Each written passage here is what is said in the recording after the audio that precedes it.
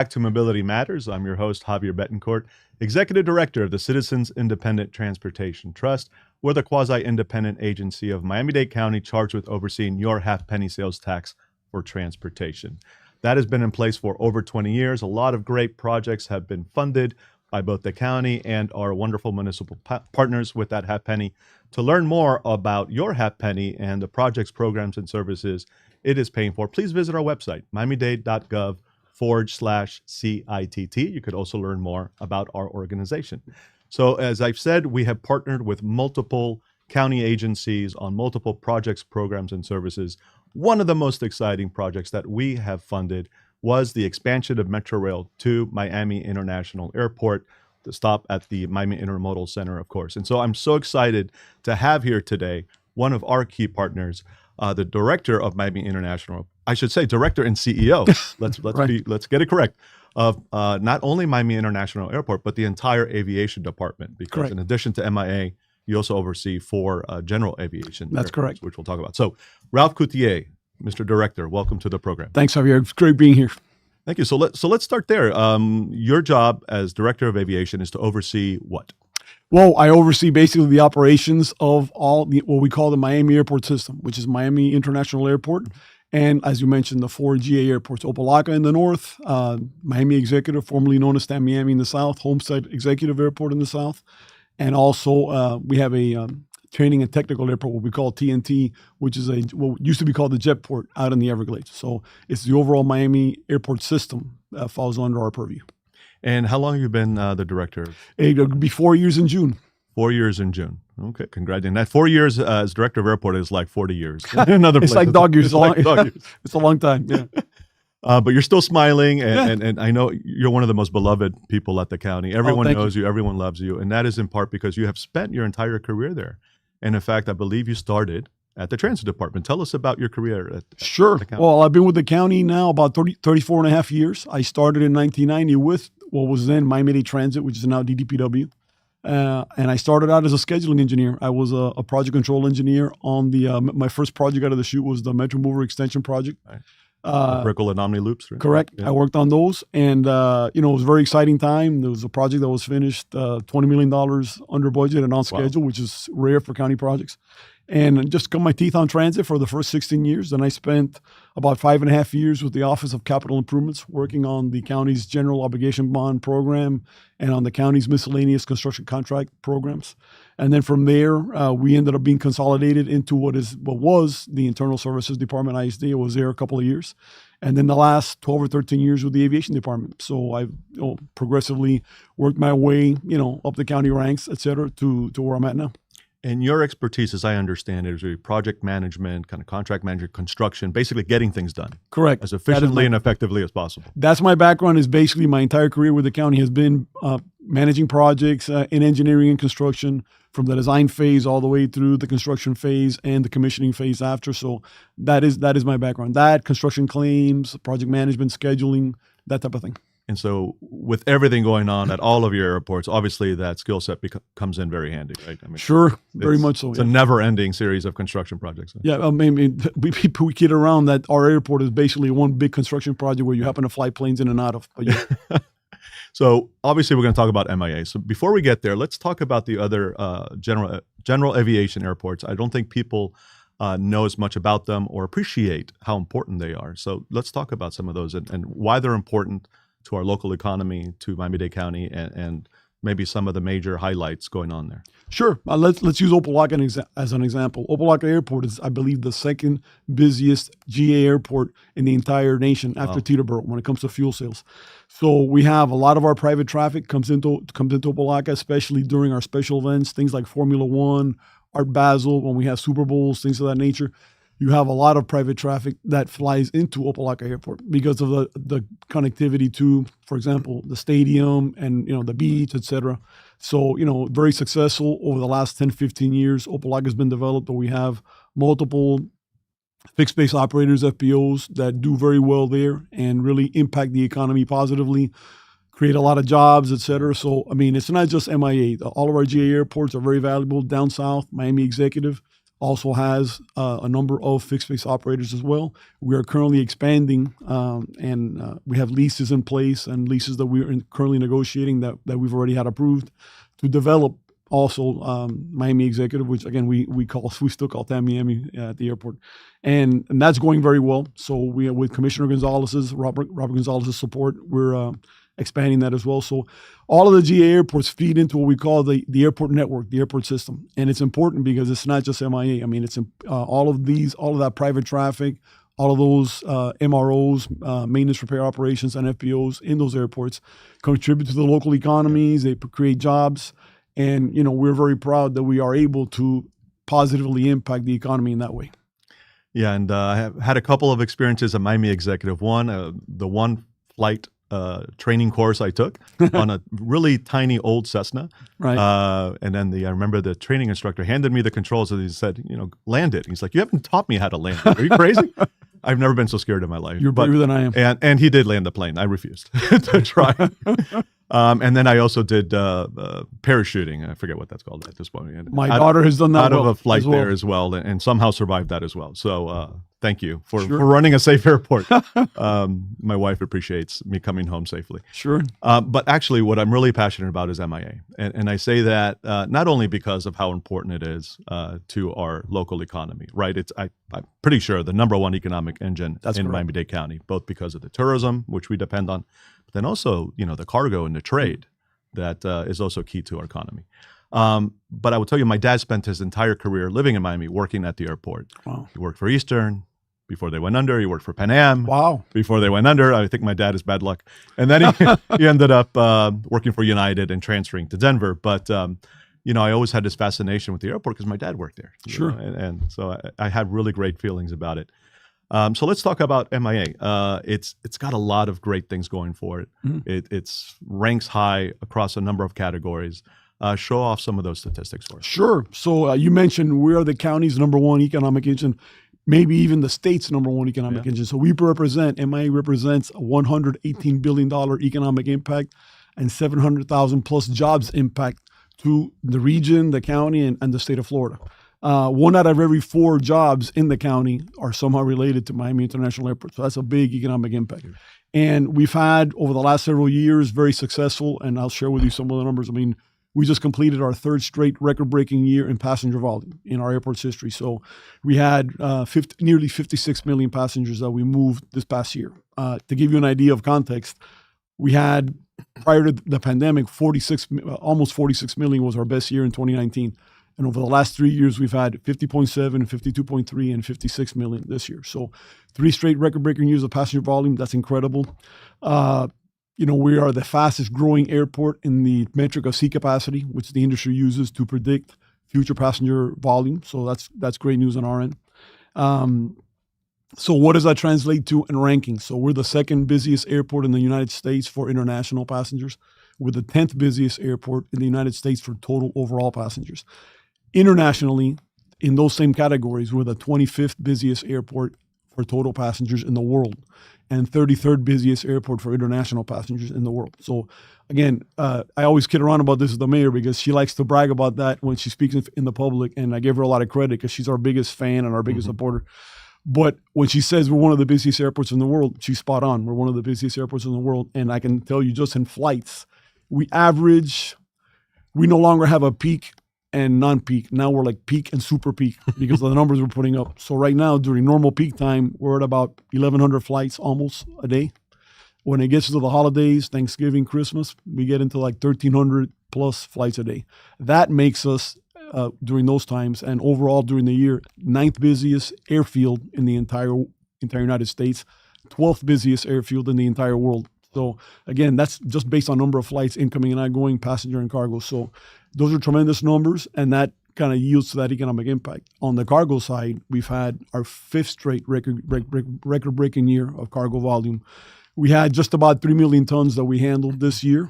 And what that translates to in rankings is, like you said, we're the number 1 airport in the U.S. for international freight, number 3 in the U.S. for total freight, and number 3 in the U.S. for total cargo, which is freight and mail. Those same categories internationally were number 6, 6, and 6. 6 international freight, 6 total freight, 6 total cargo. So both in passenger and cargo, I can say with a straight face that we are one of the busiest airports in the world and one of the premier airports in the world. So again, as somebody born and raised here, hometown person, kid that grew up here and grew up on Perimeter Road, parked, watching the planes take off, I take a lot of pride in that because our hometown airport is really putting up really haughty numbers, which we're very proud of. And I know our mayor's very proud of too. And so on the cargo side, I mean, some of that, I guess, is just, going from one place to another and making, I suppose, a pit stop here. But a lot of that does end up here in Miami-Dade County. Yeah. Obviously, we're in this new age where, a lot of our goods are being shipped directly to our homes. That all starts at the airport. Sure. Some of it at the seaport as well.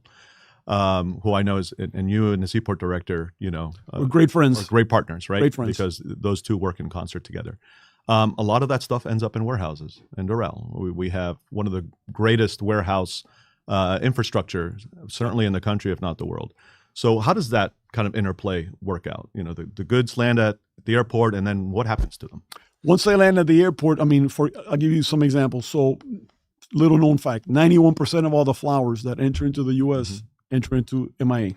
I think it's 64% of all the fruits and vegetables and about 54% of all the fish. So when I say we have a local impact, it's not just a local impact, it's a local, regional, and national impact because all of those perishables, when they get here to MIA, they end up being trucked off our property. First, they may be stored. We have, I think, the biggest amount of square footage when it comes to cold storage of any airport in the country, 466,000 square feet worth of cold storage just on MIA property. So that puts us at an advantage when it comes to perishables. But that product will come in and then it'll be put on trucks, either stored in the cold storage or put on trucks right away and then shipped to wherever it has to go.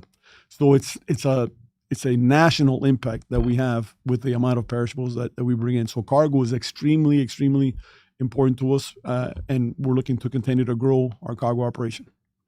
All right, now let's talk about passengers, and not just passengers. I think it's not always well understood or appreciated that you are probably the largest single employment center in Miami-Dade County. I mean, thousands of people work at the airport. 37,000. 37,000. 37,000. Wow. So that's a lot of people moving to and from to get to the airport from their homes and vice versa. And then you add to that the visitors who are landing at your airport and going to hotels and destinations. So let's talk about how those folks move. Number one, they land at the airport and immediately you have the SkyTrain. Yep. Right, which is the train that allows you to travel down, I forget the North Terminal. North Terminal, Concourse D. And I know that there were some issues with the train in the past, but those have been resolved? Those have been resolved, and I can just walk you through. Little known, we have actually 3 trains that operate at that's MIA. right, yeah. We have the North Terminal SkyTrain, which is about 1.1 miles, and that is strictly in Concourse D, which mainly American passengers use. And that the 3/4 of the train is back up and running. We had an issue with some cracks back in September of 2023. And I will tell you, and to me, it was one of our finest moments because this is why you do inspections and this is why you have professionals take a look at your systems and inspect them periodically. So our bond engineer performs periodic inspections of our system. They discovered cracks in the SkyTrain several years ago, and those cracks were monitored. And then in September of 23, the cracks were found to have become worse. That prompted a further, more in-depth structural analysis, which yielded that the area of the SkyTrain, when the trains were running, was a little bit overstressed. So we shut it down. And we, in the interest of safety, not only for our customers, but for our employees, we shut it down. Within 6 months, we had the system back up and running, March 29th of last year. So it's going to be almost a year that it's been back in service, 3/4 of the system. So, by the way, I don't think people appreciate it until they didn't have it, right? Correct. Because it is a long terminal. Yeah, it's so North Terminal is 1.1 miles. The SkyTrain has only ever served 0.7 of that 1.1 miles. So really from gate D16 to gate D48. Yeah. So in last March, we got 3/4 of the system back up and running, and really the busiest section of the system up and running. Good. And we're currently working on the area of Station 1, which is in the area of D16. And we expect to have that one back up and running by this summer. So we're on schedule for that. But again, I thought at the end of the day, when you get a phone call that the system is overstressed, the decision is an easy one to make. The number one concern is public safety. Absolutely. And that's the decision that we made. And like I said, the first thought in my mind when I got the phone call was Surfside or the FIU bridge collapse. Of course. And definitely, the last thing I wanted was a 4-car set, a 4-car train with maybe 180 to 200 people on it coming on, having any kind of catastrophe like that. So to me, it was our proudest moment. We were able to avert a catastrophe, resolve the issue for 3/4 of the system within 6 months. I mean, I have structural engineers that I know that tell me they were surprised. They thought it would take 3 years, and we got it done in 6 months. Incredible. And we're going to have the last quarter of the system up by this summer. So that's moving along. So when somebody lands on a plane, on an American flight at Concourse D, typically some of them will walk the distance, but you can take the SkyTrain over to the exit, over to baggage claim, et cetera. And then from there, you can either go catch an Uber to head out, or, we have also public transportation. As you know, we have connectivity with Metrorail. Our Mia Mover connects to the rent-a-car center, et cetera. Very successful on that. We have 9 bus routes that serve the airport through our the MIC, the Miami Intermodal Center, including one route that goes to the beach, which I think has like a couple of thousand riders a day. So we have great connectivity both with DTPW and transit. Our train system connects with the rest of the terminal, and we get our passengers to where they have to go there. And then we also have 2 other trains, the Mia Mover, which connects the terminal to the MIC. Mm-hmm. And the rent-a-car center, currently it's out of service for maintenance, but we expect to have it up by next week. And then we also have the E-Satellite train, which connects the main terminal to our E-Satellite concourse out on the airfield. So, we have a lot of different transit options. You're running a transit system yet again in your career. You can't get away from it. Yeah. And so one of the things, as I said earlier in the show, that we helped to fund was that Metrorail connection to the MIC, ultimately to the airport. And it's a great service. I don't know that enough people know about it or use it. Are you working with transit to promote that as a good way of getting people to and from the airport? Yeah, we have messaging on our website that promotes it, and I think transit does as well, that promotes the line. I mean, it's the orange line. Those people that use it. I mean, if you live down south, you can take the green line and connect at the Arlington Heights station, and then from there get on the orange line to the Miami International Airport station, and then from there take the Mia Mover into the airport. So, I mean, I would encourage people to use that, especially now. I mean, anytime that we have big events, holidays, we put out messaging and ask the public, since, we are very limited on parking. We have a brand new parking garage, which we expect to come online, like I said, by the end of this year. That's going to add another 2,240 spaces. But in the meantime, right now, we're in the middle of spring break, and our garages are, starting to get close to capacity just because of the volume of people that come in and fly out of the airport. So anytime that we can get passengers to use alternate modes of transportation, whether it's bus, rail, Uber, Lyft, if they can get dropped off by friends at the airport, that helps with the congestion in our garages. But I mean, we're fully plugged in when it comes to transit options between Metrobus, Metrorail. That connectivity helps. I mean, like I said, we have more than 2,000 people that use we have out of the 9 routes, the Miami Beach Express route every day. So that means they're going from our airport to the beach on a bus, which I think is a success story. So in addition to the SkyTrain, and thank you for getting that back up and running so quickly, I know there have been a lot of issues, and it's not just at MIA. It's also at every transit station and across the country, people are having a lot of issues with vertical conveyance systems, fancy words for elevators and escalators, right?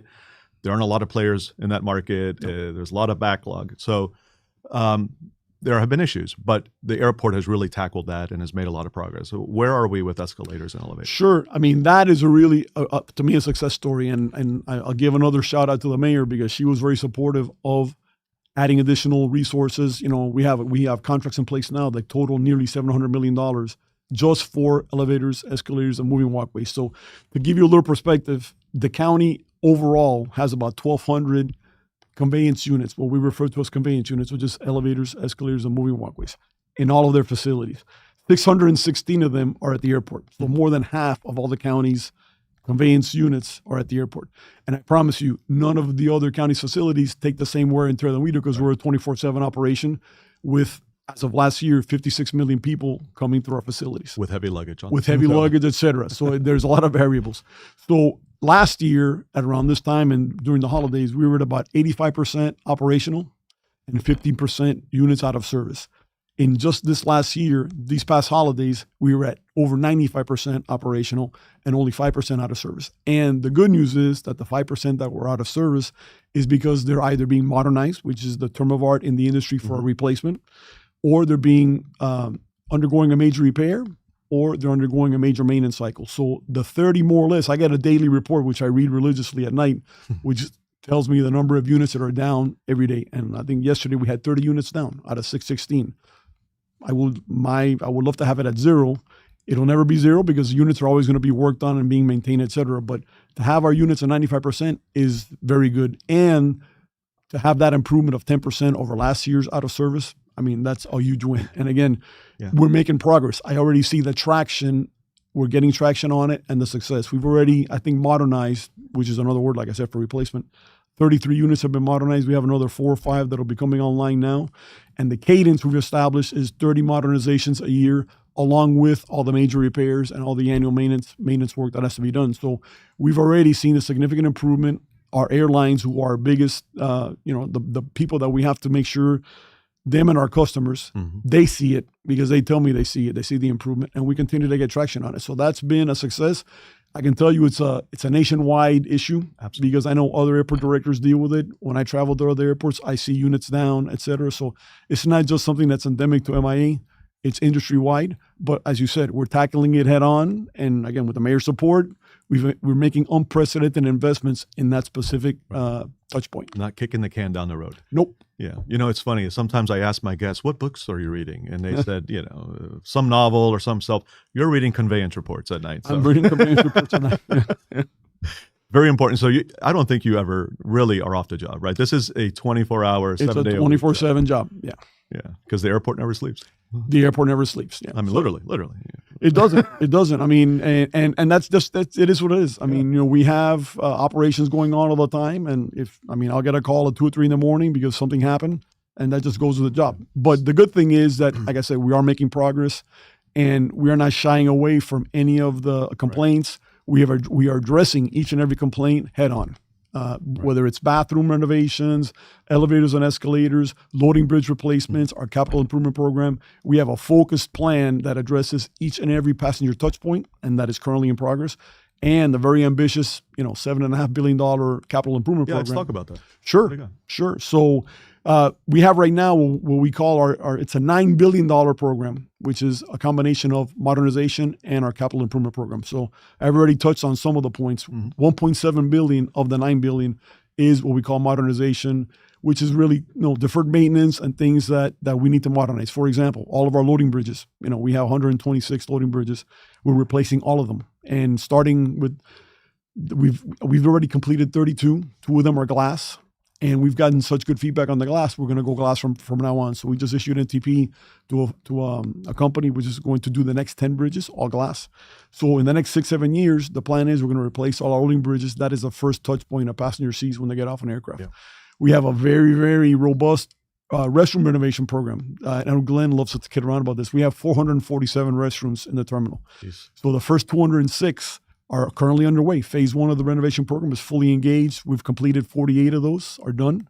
We have 10 under construction, 8 in permitting, and another 141 that are currently under design. So the first phase of the renovation program, totally underway. And then, as I mentioned, our conveyance program also underway. So within the $1.7 billion, you have $235 million for loading bridges, over $100 million for this first phase of bathrooms, and nearly $700 million for conveyances. We have a $166 million roof replacement program, which is going to replace about 430,000 square foot of roof, and will include solar panels in the roof. Wow. That will reduce our energy consumption, which is another big win. And then we employ every roofer in the county. I mean, that's huge. It's a huge project. It's right. That project is at about between 90 and 100% design. So we hope to start bidding that out at the end of later this year. Good. And we have a $547 million FPL.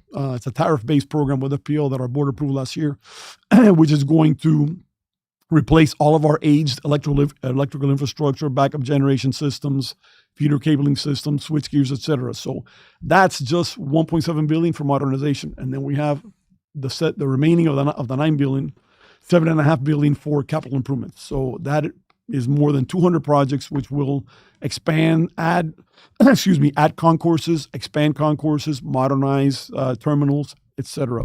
Some examples: we have our South Terminal expansion, which we lovingly call Concourse K. That we're getting ready to take that to our board for award in May and have our groundbreaking in June. That's a $700 million project, which will add 6 domestic narrow body gates, 3 of which in the future will become international capable. It's going to include another 21,000 square feet of concession space, 13,000 square feet of lounge space, which is a big demand in the industry. So it'll be the first big terminal expansion in the last 15 years at the airport. Do you know yet who's going to be serving that terminal?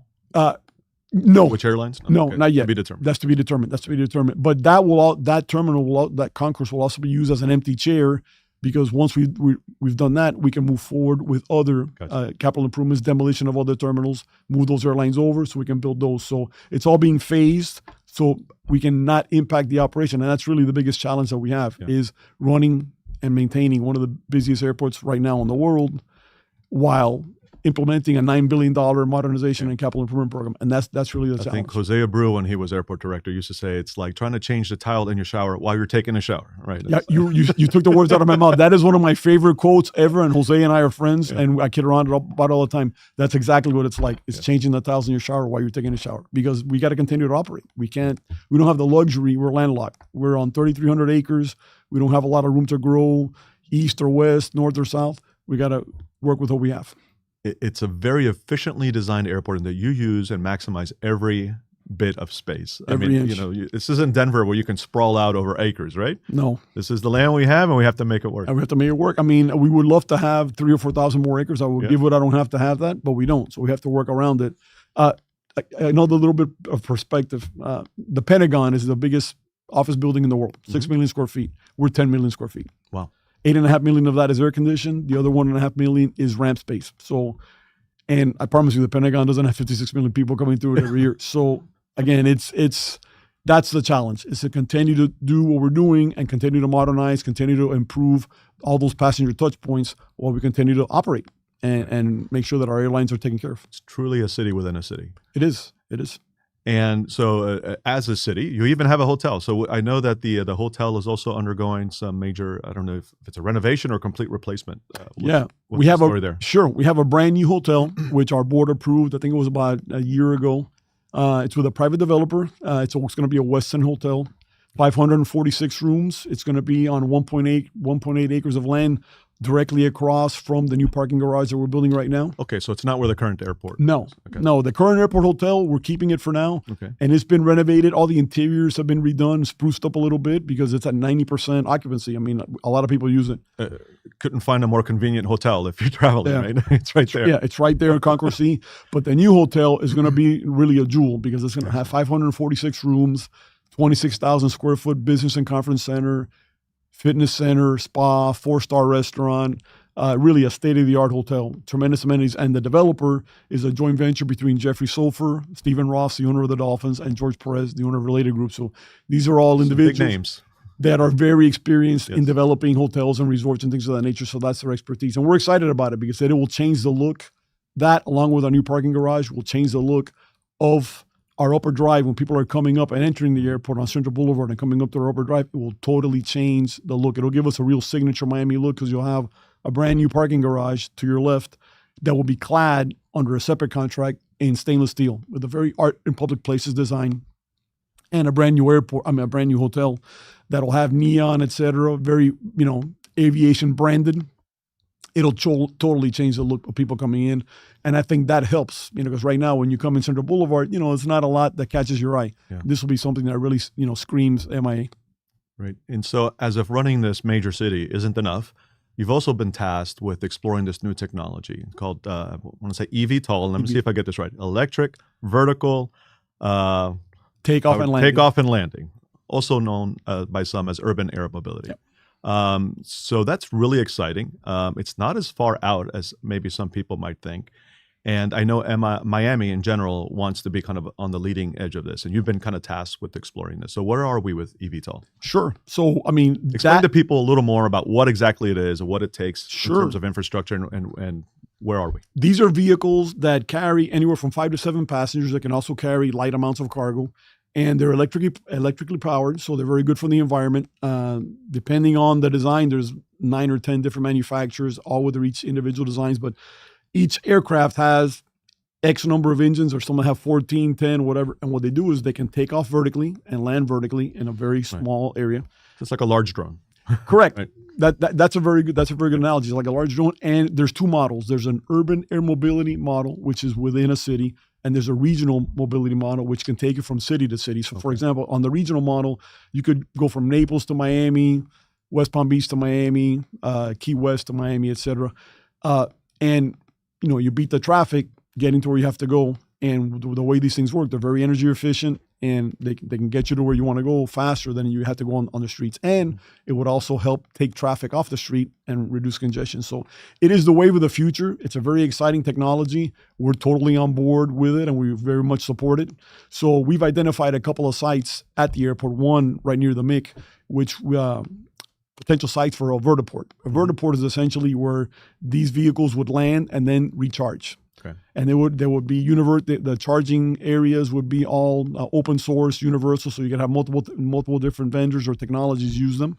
And we want to be on the cutting edge, and I know the mayor's very excited about it because she's all about innovation. She's we kid around with her. She's like our innovator in chief, so she's on board with it. So what we've done is we've been in active conversations with all these vendors for the last several years. We are a very integral part of the task force. Back in 2021. Then Chairman Gilbert and our mayor set up an urban air mobility task force. So we have consultants, the state has consultants that are studying this, and we have periodic meetings every couple of months. My immediate boss, Chief Jimmy Morales, he heads up that task force, and we kind of go over where they are right now. The next step in this is they need to get FAA approval in order for you to move passengers in these vehicles.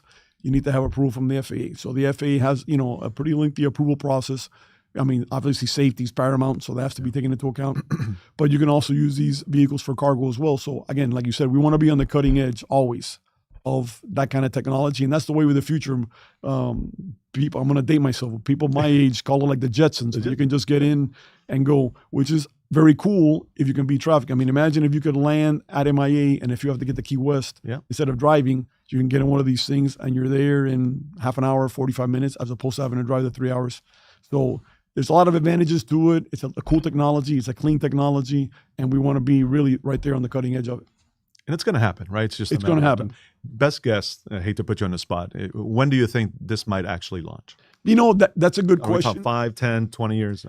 I mean, to me, it all hinges on how quickly they can get the FAA approval to do it. So, I mean, I wouldn't want to guess, but I would say probably, a couple of years. Really? Maybe. That soon? Yeah, because, again, you have to get through the FAA approval.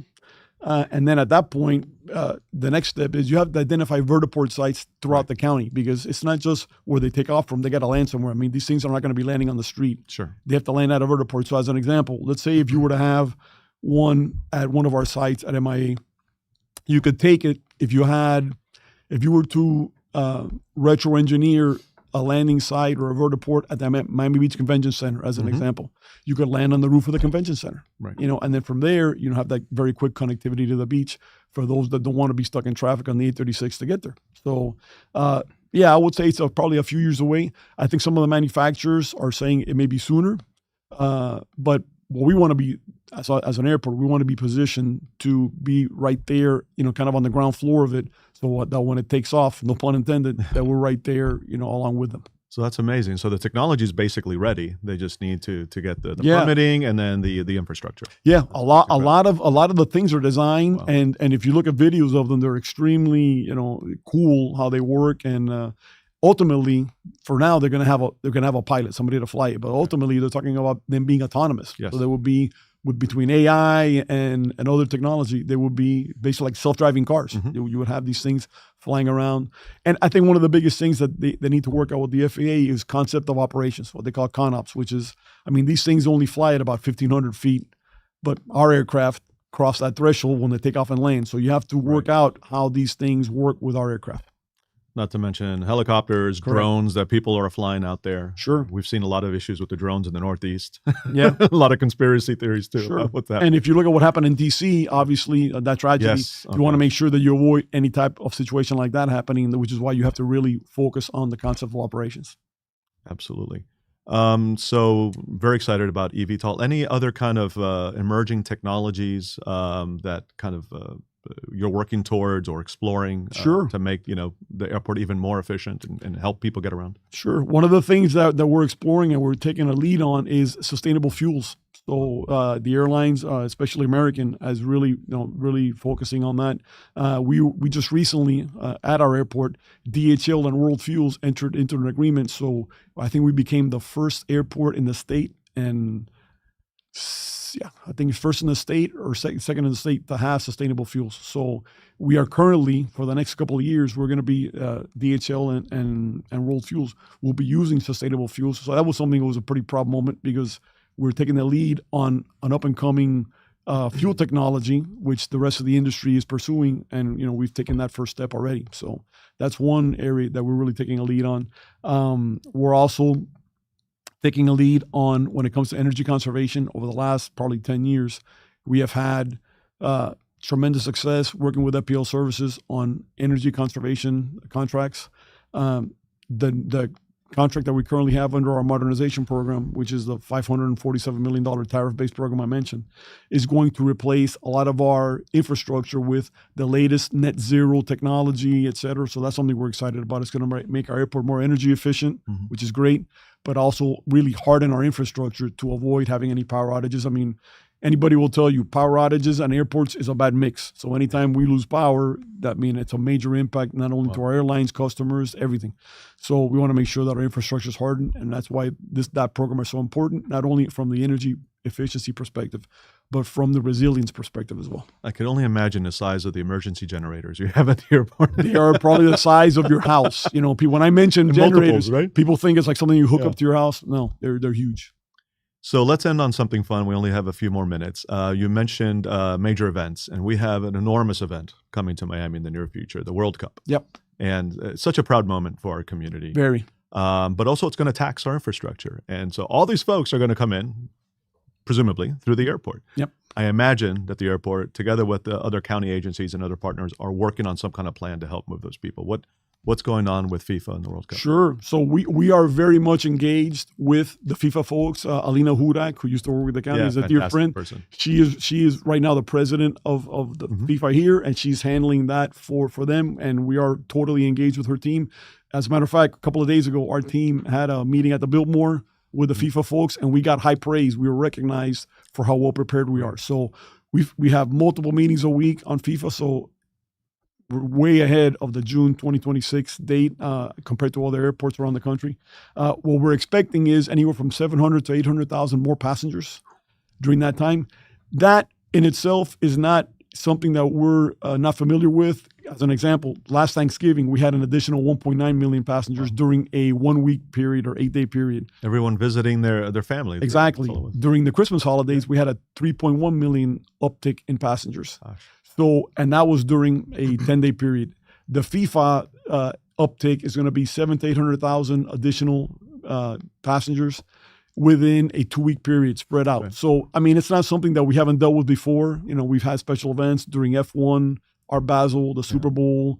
We do have. We're a big event town. We know how to do this. We know how to do this from the airport perspective, and we're very good prep meetings so far, and we continue to have multiple meetings. We had one yesterday. So every week we meet with the FIFA folks, and like I said, we have gotten very good feedback from them as far as how well prepared we are.